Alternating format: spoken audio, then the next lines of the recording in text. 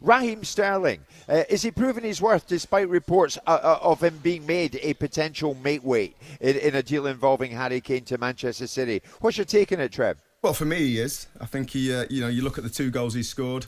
I think his performances have been very good. I think for the first half, especially last night, he was excellent. Not just his goal, he hit the post, his movement in behind, making it very uncomfortable for the back 4 of the Czech Republic. I think his link-up play was really good as well. He was playing with his head up, peripheral vision was working really well, and then little slip passes in between defensive lines were excellent. And he just looked sharp. And, I heard what Gareth said after the game. Maybe the fact that he's not played a lot of football at Manchester City and the problems that he's had getting in the starting lineup at Manchester City are benefiting England, because he did look sharp and fresh. And the contrast to that is when you look at Harry Kane. And unfortunately, he's not got a goal yet. But last night, I actually thought his performance was improved. I thought his link-up play was good. He was getting back to basics, holding the ball up well, playing the way he was facing, and then looking to get into areas where he was going to get goal-scoring opportunities. Got a shot off on target, which is a positive, because that's not been happening in the tournament prior to now. And yeah, his performance was better, but still he looks a little bit leggy. And I'm not sure whether that's leggy in his legs or leggy mentally fatigued, because obviously he's going through his transfer situation. We don't know that's for fact, but presumably there's some kind of negotiations going on regarding his move in the summer. I think, Trevor, there's plenty going on in the background. We can take that for granted. But, Trevor, are you surprised that Sterling is, as is being reported, being used as this potential money-plus player deal for Kane, that he has an involvement in there to get Kane to your mob at City? I don't believe it, because I don't think the talent that Sterling has got and what he's achieved in his career up till now, as a 26-year-old player, becoming one of the best wingers in the land, I don't think that player wants to go to Spurs. So for me, it's a non-starter. I don't think Raheem Sterling would want to go to Spurs, and that's not being disrespectful to Spurs. They've not got a manager. They're struggling, and you look at the uncertainty at the club. I don't think that's a club that Raheem Sterling will even entertain. So him being used as a make weight, for me, I don't believe that. I know with all your links with City, but I'm going to ask you anyway, has Sterling got a future at City? I hope so. I think he's one of them players where he's worth a lot of money. Let's get it right. He's a top player, and I know we've discussed this on the show before, and Simon's got his opinions. He hasn't had the best last 6 months, and again, that's I think that's benefiting the England side with his performances. Yeah. But for me, this is down to Pep and his preference. You're talking about real detail now and what he wants from specific players in specific roles. And if Raheem hasn't got them specific skill sets, then maybe he will leave. He's got 2 years left on his contract. This is the time when something's going to happen. So for me, there's a chance that he could leave, but I'm pretty certain that it won't be to Spurs. Simon, you're absolutely not having it with Trevor's assertions that Sterling is indeed world class. No, I'm not having that. But I am having Trevor's analysis of the fact that I don't believe Raheem Sterling would go to Tottenham Hotspur. I don't believe that Raheem Sterling would want to be seen as a bit part player in any transaction, because he'll believe himself to be an island in his own right. And the more concerning thing for him is, irrespective of whether he would go there or not, the fact that Man City would be prepared to trade him tells you that Man City don't hold him in quite the high regard that perhaps Trevor would think they should do.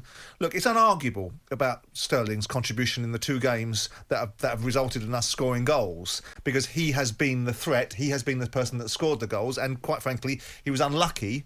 I was sitting around, people watching the first chance he had yesterday and criticising him. I think he did pretty well. I think he was unlucky to have hit the post. Should have been followed up as well. And I think it should have been followed up by Saka, and it should have been 1-0 from that point. But I look at him and say, we have a tendency, and one of the things that we're very good at doing is criticising other people, and we've all taken a swipe at Scotland about how poor they've been. But no, you have. A lot of people have, and it's easy to do. But they haven't got the resources that we've got in this country. And still, with the resources that we've got, we don't produce a compelling national team that gets you off your seat regularly and inspires you. And there's no reason behind it besides the framework of the coaching, because we're producing younger players with ability, yet our national team is almost like a clunky project that gets us through group stages, and when it becomes the business end of a tournament, specifically in 2018 when we could have got to a World Cup final, we come up short. But Simon, you were all off your feet when you got to a World Cup semi-final. I wasn't. you're off your feet now because you're looking good in this tournament. But I wasn't, Jim. That's not true. I looked at the World Cup 2018 and I'm pig sick of the narrative that gets trotted out that somehow or another England did something more than they should have done. I mean, look at the teams that they played. Bloody Panama. We played Sweden that were bang average. We played Colombia without their best players. Yep. We got out of a group of very, very average teams in that group. And all we did was get beat by the teams that possibly we should get beat. Belgium and Croatia. And I took nothing from that tournament besides the fact that we learned, we being Southgate, to interface with the media better and to give us a feel and the fans to feel that they were more inclusive. And of course then we came back and we played brilliantly. We avenged the Croatian defeat and we took the Spanish to task and beat them in a fixture that will be held as something very meaningful. Then again, back we go in with expectation, play the Dutch and the European nations, get beat. So I'm looking at this and saying, yeah, look, we did our jobs. But football is supposed to inspire, enhance and lift, not supposed to be vanilla, bland and clunky and struggle through. And I think that the team reflects leadership. I think Southgate is bland. I think he was a very decent footballer, but I don't think he was an exceptional one. And I don't think he's a particularly exceptional manager. What other business do you give somebody that's been a complete and utter failure domestically at managing the top job in football? I think that's harsh, Simon. I've got to say, ask Middlesbrough fans. I'm not interested in what Middlesbrough fans think about Gareth that's how he managed. What I'm interested in is what the team are doing and what the team are achieving on the pitch. And for me, they're moving forward. But look at the talent. They're bringing young players. No, I understand that. But look at the talent pool we've got. Look at the talent pool we've got, and we play a game like against Scotland, and we allow the narrative and we allow the scenario to be anything that can happen in a derby. Listen, that's a derby game. Anything can happen, and it's built up so much. You see it all the time in big games in the Premier League. Manchester United against Manchester ends up 0-0. Trevor, what I would say though is my colleague here in Glasgow, Alex Crook, who knows all things England, would probably go with Simon on this, wouldn't you? Well, he was basically repeating the conversation that I had with Chris Iwelumo over dinner the other night. I agree with Simon completely. I think the World Cup success, and it was a success because they reached the last four, has been completely overblown because the draw was so favourable. And actually, if you look at the way that Croatia were torn apart in the final by France and the way that England capitulated in the second half of that semi-final against Croatia, you could even argue that England overachieved. Maybe they should have reached the final. That was the bare minimum with the way that half of the draw opened up. Alex, I agree with that. If England get to the semi-finals of the Euros, Alex, would you still go with Simon about his argument about Southgate? No, because I think that would be a watershed moment. What England haven't managed to do at major tournaments is knock out a powerhouse in the knockout stages. So if we do come up against a France or a Portugal or a Germany in the last 16 and they manage to win that game, in many ways, Simon, I think that will be a bigger achievement than reaching the semi-finals of the World Cup. I agree with that. Yeah, I think it's going to be fair. Germany. Looking at the games tonight, I think Germany are going to get the job done. Super impressive against the Portuguese a few days ago, which I commentated on. They look really strong. We're going to end up drawing them. If we beat Germany, this will be more of a success for me than the World Cup 3 years ago. We've beaten Germany. I mean, 20 years ago, everyone lauds and applauds the 5-1 spanking of the Germans. Right? It did nothing for us. We didn't build from that. We're not playing a German side in their pomp. It will mask over the mediocrity, too much hyperbole.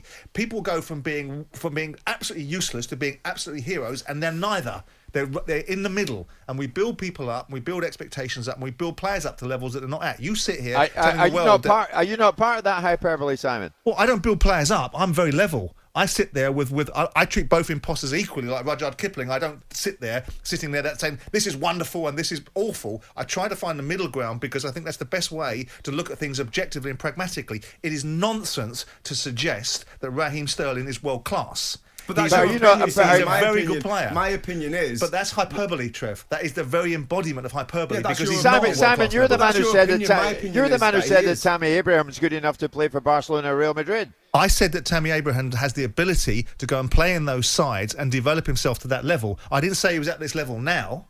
I said I can see him playing in those sides and being good enough to play in those sides. I didn't say he was world class. And quite frankly, Barcelona is a side that you've spent the last 3 months telling us hasn't got two halfpennies to rub together. So I suspect they should probably look for a free transfer or discounted transfer from Tammy Abraham from Chelsea. I think we could accuse you of a bit of hyperbole on that one, Mr. Jordan, or to use your phraseology, hyperbole. Jim White and Simon Jordan, Monday to Thursday morning, 10 till 1. On AM, on DAB, via the talkSPORT app and on your smart speaker. talkSPORT.